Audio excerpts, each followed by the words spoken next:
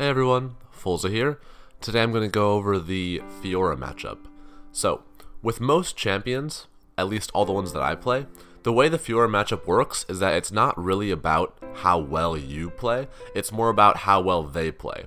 Because Fiora has all the tools she needs to beat most characters in a 1v1, it's really about how well she uses those tools and not about how well you use whatever tools you have.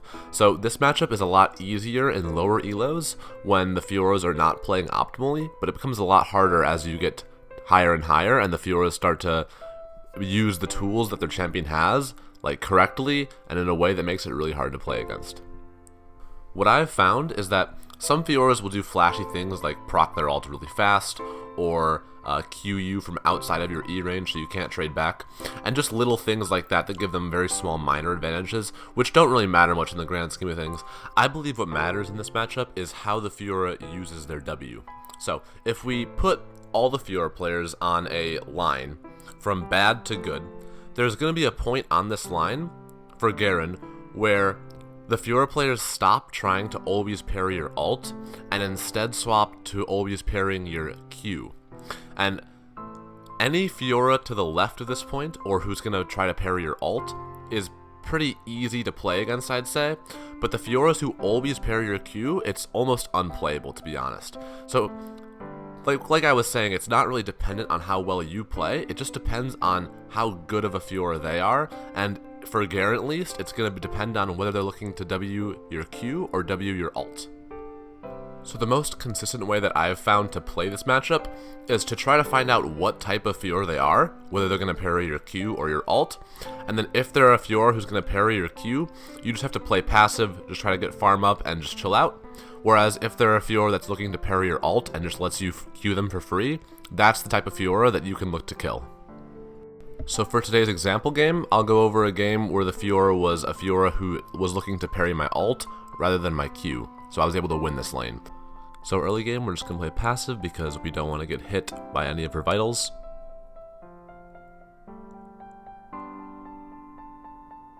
And then right here, you'll notice she's level 3, but for some reason she lets me get the Q off, so that's my first indication that she might be looking to not parry my Q.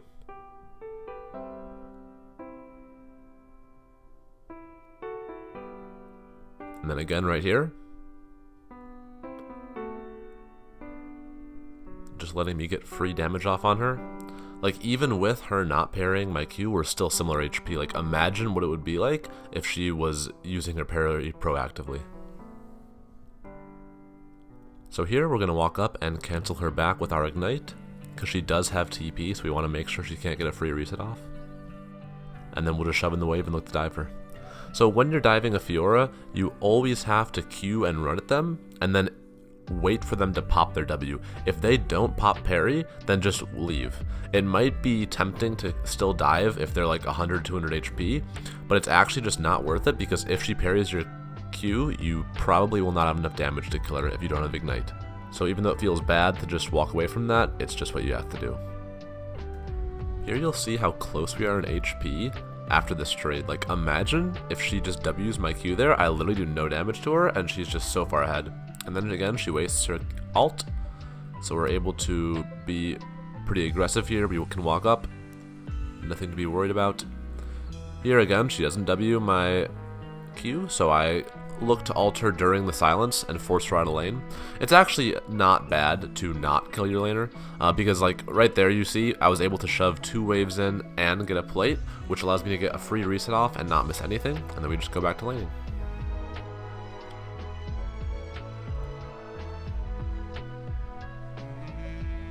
So here again, we're going to walk up, and she's going to let us Q her for free.